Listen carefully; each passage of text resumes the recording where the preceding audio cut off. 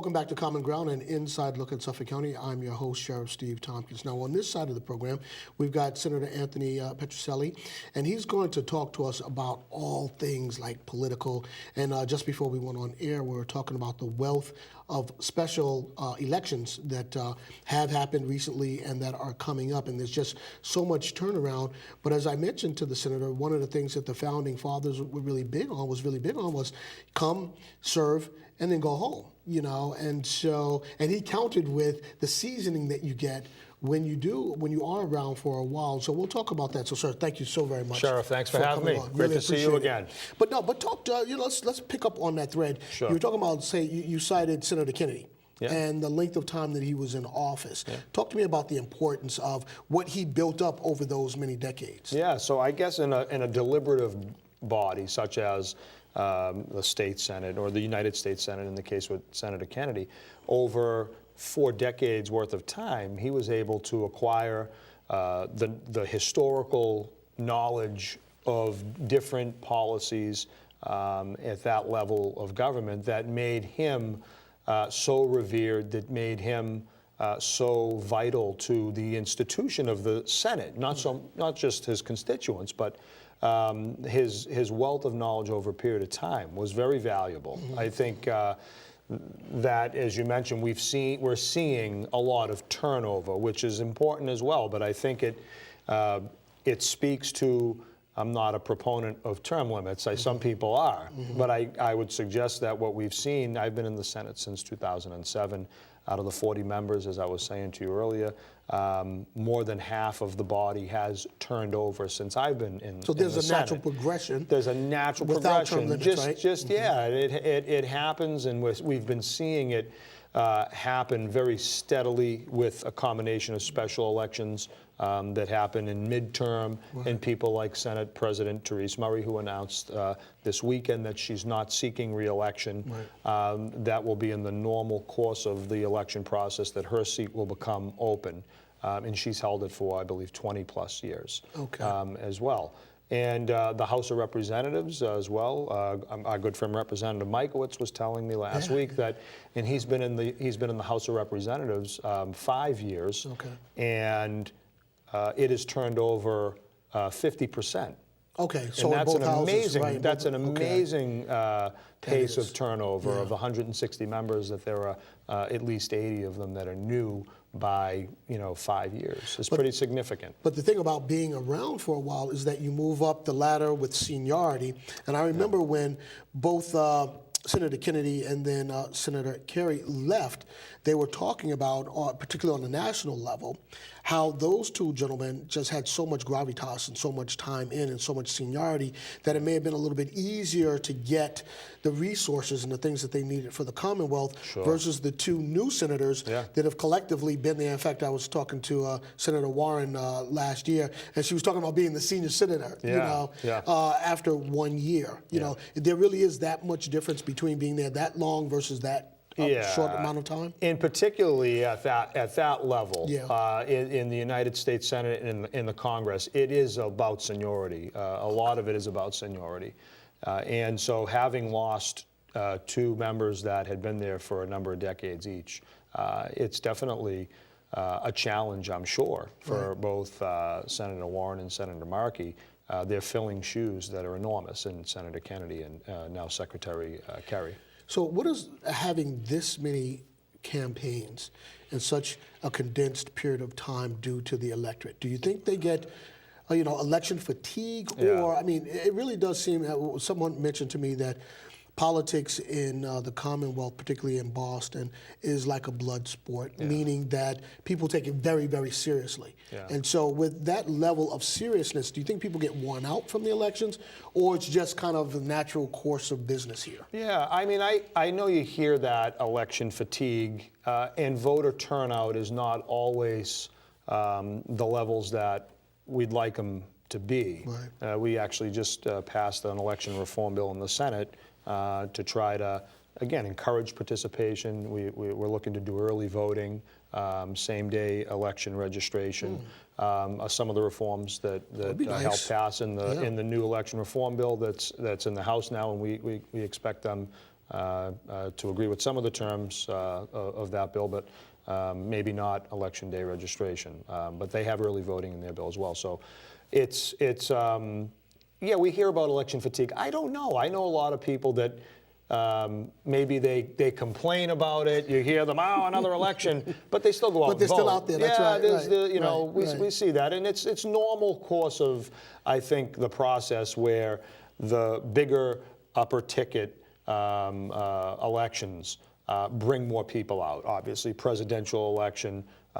This year we have a gubernatorial primary and election, and so there would be more turnout in this primary than there would be in a non-gubernatorial primary, just a legislative primary, right? So, and then we saw the mayoral numbers dramatically higher than in years where there's not a real competitive mayoral election. I want to ask you about the new mayor in a second, but I want to go back first to your career. Now, you began as a state representative. Yes, yeah. How long did you do that? From 1999 to 2007. Okay, and then from 07, been in the 08. Senate since 07. Okay. Talk to me about, first and foremost, what attracted you to politics? Did you come from a family that was very civically inclined? Not necessarily. My father's an electrician. My mom was a house mom for me and my brother and sisters. My grandfather owned a grocery store. He was probably the closest thing to a politician. He had a grocery store in East Boston for 61 years, Wow. and he was very popular. He always helped families. If they didn't have enough money to buy their groceries for the week, he had cuff lists a mile long, and it was always about trying to help families and help people in the neighborhood. And so I think that that's kind of where I first saw it. When I was a kid, I remember Kevin White in his last re-election campaign came to my grandfather's store with Bobby Orr. So it was 1979, really? Okay. right? And that was like hockey heyday in the 70s. Exactly. And so I remember that. And then I thought about it a little bit. And I was in college. I studied political science. I got a chance to work for Mayor Menino. He's who gave me my start. I worked in his office in neighborhood services. And I really liked it. I liked the constituent services aspect of that part of the job. I learned about the politics, and an opportunity came in 1999 in a special election to run for the state representative seat. So it goes that far back. So 1999, I wanted a special for the Senate too in 2007. And so I thought at the time when I was in neighborhood services, if I liked doing that job, then I might consider running for office. That's how it worked out for me. I worked as a state representative from 99 to 2007. I liked what I was doing very much. I was excelling at it. People in East Boston thought it would be a good idea for me to run for Senate. It was a much larger district, obviously greater challenge for me politically. We were very fortunate and successful, and that's been the case. And I just love what I do. And the base of it is trying to help people and trying to move the ball down the field in a positive way in all the different areas that government should work. You know, and that's what I was going to say. It's the thing about helping people. You know, I didn't plan to be sheriff through a confluence of circumstances. My predecessor, now Secretary Cabral, and I went to college together, and when she was tapped by then Governor Swift and not in the special, but Sheriff Rouse was stepping down. He was retiring earlier. And Andrea was tapped, and she called me up and asked me to come over to run her communications department. This was back in '02, and from there moved up to becoming sheriff. The thing that, I'll tell you the truth, let me just give you this. When she called me and asked me if I would consider coming to work for her, I grew up in a single-parent household in Harlem. And I said to her, Andrea, you know, I managed to stay out of jail all this time. I'm not going to jail every day, you know, just for a paycheck. But I'll tell you this, it's probably one of the best decisions that I've ever made, because you really do get an opportunity to help people. You know, and at the end of the day, I mean, it may sound corny or what have you, but really there is something that's very gratifying about helping. You know, I mean, I do believe that, you know, aren't we all our brothers and sisters' keeper? You know, and if you can reach back or reach forward or reach to the side and help someone if they're in need, I think that's a good thing. You know, I didn't realize that I would like it as much as I found that I do. like it. But now, when you talk about elections, I have to run for office, and so we just had our first round of caucuses Yes. on yeah, Saturday. I was at one myself in Ward 5. I have Beacon Hill, so I was in Ward 5 caucus. Yeah. I think I hit like 4 or 5 of them. Yeah.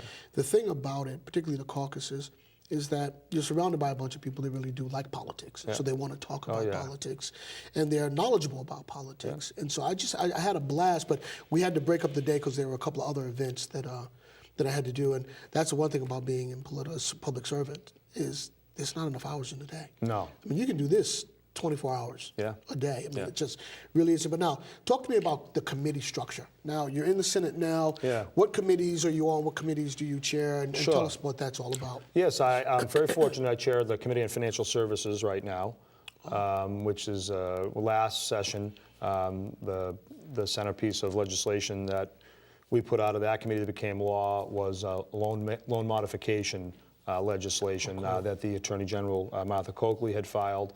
That we worked on collaboratively with my colleagues in the House, and the administration, Commissioner Banks, and the Attorney General, and industry, the banks and the credit unions, to try to, as we were on the tail end of the financial crisis that led to a lot of foreclosures, to try to help families that had certain kinds of loans, to help them get a loan modification, and to have that conversation between their lender and the borrower if they were in default, to try to come up with different terms to help keep people in their homes. And it's worked. The Attorney General's office runs the Home Core program, and they've had at least a couple of thousand successful loan modifications that have been as a result of the legislation. So financial services is a real interesting committee. We look at life insurance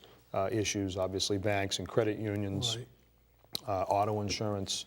Now, do you police them, or do you just have governance over them to make sure they're doing the right thing? So, obviously we have oversight. We can have oversight hearings into matters. For example, the Committee on Healthcare Finance and Policy will have an oversight hearing tomorrow that is going to bring administration officials in to talk to the committee about the issue of the connector website and some of the challenges behind that, right? That exactly. And so we have an oversight role, but then we also have it's the first stop for a piece of legislation in the process of it becoming a law.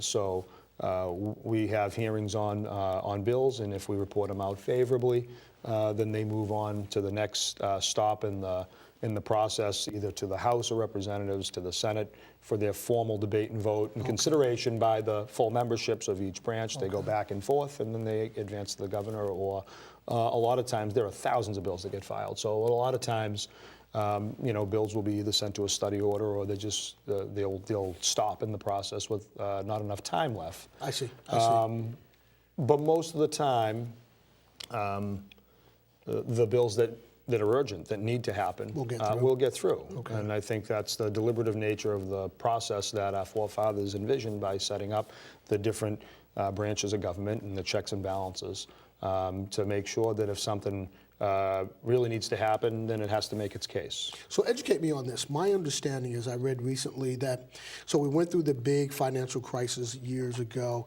and as states were coming out of that we, I won't say led the way, but we were one of the states that kind of emerged, maybe not fully intact, but emerged in a way that was a lot better than a lot of other states. Number one, part one, is that true? And if that is true, what is it that we did differently, you guys up on the Hill did differently than some of the other states? Yeah, well, I think from a state fiscal health standpoint, we had at the time of the financial crisis hitting, we had a very strong stabilization fund, rainy day reserve, so-called, right? We had one of the highest in the country. So that's like a savings account for the state, where you guys put money aside. Yep. And so that put us ahead of the game for a lot of other states that might not have had as much vision to have a good, healthy account. We have another healthy account right now that we try to build up every year. You know, the housing crisis, as much as it most certainly was a challenge in Massachusetts, it was a greater challenge in other parts of the country, Florida, California, Nevada. There were just other parts of the country that were more severely hit with you know, predatory loans or whatnot, people that just got overstretched financially. So as much as we definitely saw spikes in foreclosures in Massachusetts, there were a lot of other states that were in worse condition. And so we recovered quickly, more quickly, naturally. Well, as a than some other continuum of places. that, talk to me about consumer protection. I believe you sit on that committee up in the Senate. Yes. What's the meat and potatoes of what you folks do on that committee? Yeah, so we actually there's some overlap with consumer protection and financial services as well. Right. Consumer protection and professional licensure is the committee. Tom Kennedy is the chair on the Senate side from Brockton. You know, one of the pieces of legislation that would come through there would be a liquor license bill for a community. See, in Boston, we have the licensing board that has an allotment of licenses, right? In smaller municipalities across the Commonwealth, they'd actually do a single piece of legislation for a package store license, and it would come through the legislative process, and it would go through consumer affairs. Resale of tickets is always a hot issue. Like sporting tickets? Like sporting tickets, correct. There are always different proposals on the resale of tickets that go through consumer affairs and professional licensure. And one other that I get a lot of emails on all the time is on the purchase, the online purchase of wine.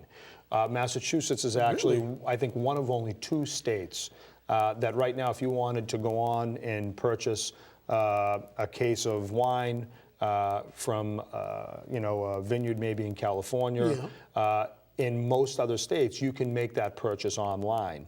In Massachusetts, it's still prohibited. Why is that? Just out of curiosity. I actually think it shouldn't be. So yeah, we're trying to figure out why is that as well, Sheriff. I support that proposal, and I'm hopeful to maybe see it advance in this session. I have a lot of constituents that advocate for it. Sure. Well, let me ask you this now. Boston City Council Ayanna Pressley is pushing a bill through, or trying to get some discussion around having more liquor licenses for communities, particularly restaurants and the like. You know, she says that in some places you have a lot, in other places you don't have as many. And she sees this as a part of generating some sort of fiscal vibrancy for communities if restaurants, not necessarily liquor stores, but restaurants were able to have a liquor license. What's your thought on that? So the other side of that, for an owner of a restaurant that that might have paid, you know, in some of these full alcohol licenses of $200,000-300,000. What has now become the value of a current license holder's license that they paid multiple hundreds of thousands of dollars for? If the Commonwealth creates new licenses that can be applied for and be given out with obviously a much smaller fee. That's the balance that is tricky, and I think some people would suggest that the legislature try to strike that balance in the process of looking at that bill. So that's kind of the other part of it that I think is lost sometimes. I get it that there we have had new restaurants at times open up in my district that there was no license for them to get. And that can be a difficult situation from an economic development perspective for communities, that you can't make some establishments work if you don't have a beer and wine license at a minimum, and particularly a restaurant. So, 2-part question. First and foremost, just say in the city of Boston. So she tries to get this thing going and moving forward. Yes. Is it just Boston that has jurisdiction over that? Bill, yeah. Okay, so that wouldn't elevate up to the state folks, to you guys? Well, we would. So I believe that her proposal is a home rule petition. So because it is seeking to make a change to a law that's a part of the general laws, right? For one municipality. Then it would need to be a home rule petition, meaning, so they file the bill for just Boston. We would have to take action on it. We're a home rule state. Believe me, a lot of the municipal governments don't like the fact that they have to do home rule petitions, but it's a part of the process that we have here in Massachusetts. Let me ask you this, and the second part of that question is just for conversation purposes. Say Councilor Presley says, okay, I understand the cost for folks that already have liquor license, just say around number $200,000. For new licenses that may come on, say 10, 20, 50, you would still have the same cost structure, but over time, that price would de-escalate, if you follow what I'm saying. So, so you have a license that you paid for $200,000. I want to get a license. I have to pay $200,000. Yeah. Okay. Yep. You know, would that make the argument a little bit better if there were that type of equity amongst those that already have versus those that want? It wouldn't hurt. I can't imagine that it wouldn't hurt. Yeah, and then maybe over time it would go down. You know, for everyone. I've got about 3 minutes left. I want to just touch on two things real quick.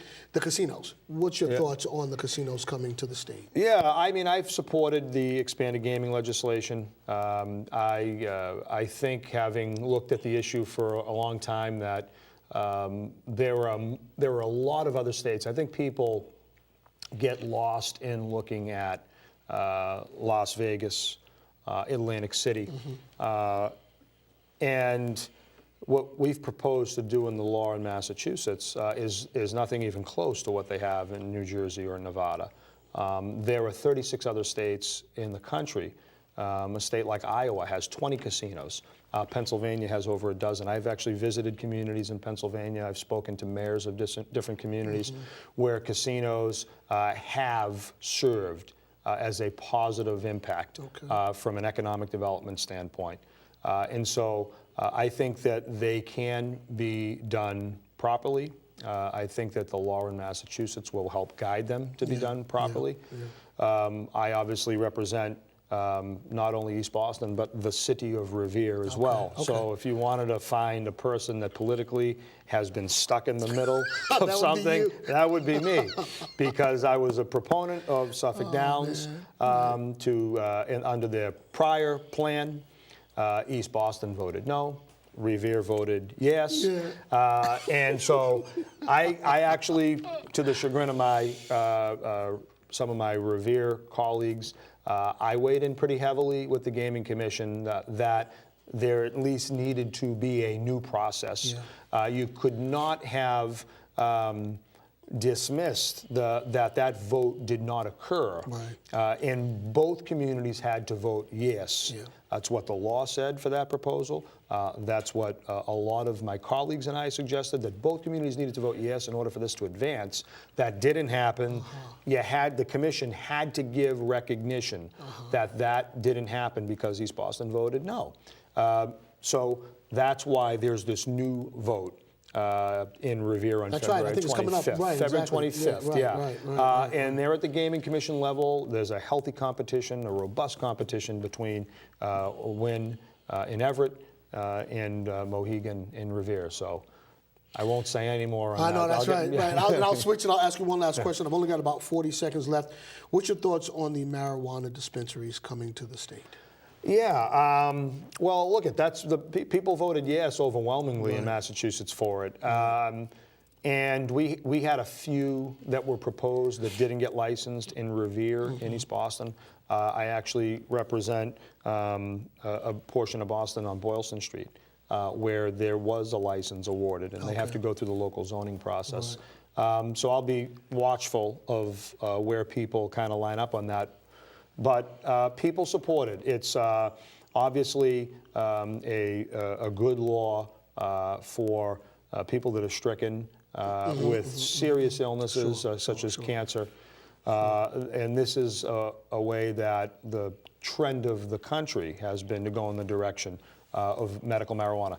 I want to just, if I may, pivot on one issue that the two aren't necessarily related, but on a negative issue associated with drugs, I wanted to make sure I mentioned we had 2 heroin overdoses in East Boston this weekend. And it's very sad, 2 young men. I just wanted to make sure I said that on air to let people be aware of that. The issue of addiction is incredibly powerful. Tomorrow, and this is something my colleagues and I in the Senate have been talking about for a period of years. A good friend, former Senator Tolman, back in 2006, created Section 35 that allows a family to petition to have a loved one involuntarily committed for treatment if they feel that they're really in a bad way. And I just want to make sure people know that that is out there. There's a not that there's a good batch of heroin, but there's this really strong batch. I talked to Commissioner Evans about it yesterday, Mayor Walsh about it. And tomorrow, my colleagues and I have a special committee of the Senate that is starting our review of Section 35 and addiction services. We're bringing a whole host of administration personnel in to talk about the issue because we want to do more if we can do more. We have to. And on that note, we have to leave, but the actor that just passed away last weekend from heroin overdose, so that's timely that you folks are going to sit down and talk about that. Really appreciate you coming Sheriff, on. thank you for all you do. You do a wonderful job as Sheriff. Okay. I really appreciate it. Thanks a lot. Thank you. All right, folks, we're out of time. We're out of here. We'll be back again next week. Until then, you take care of yourself. Peace.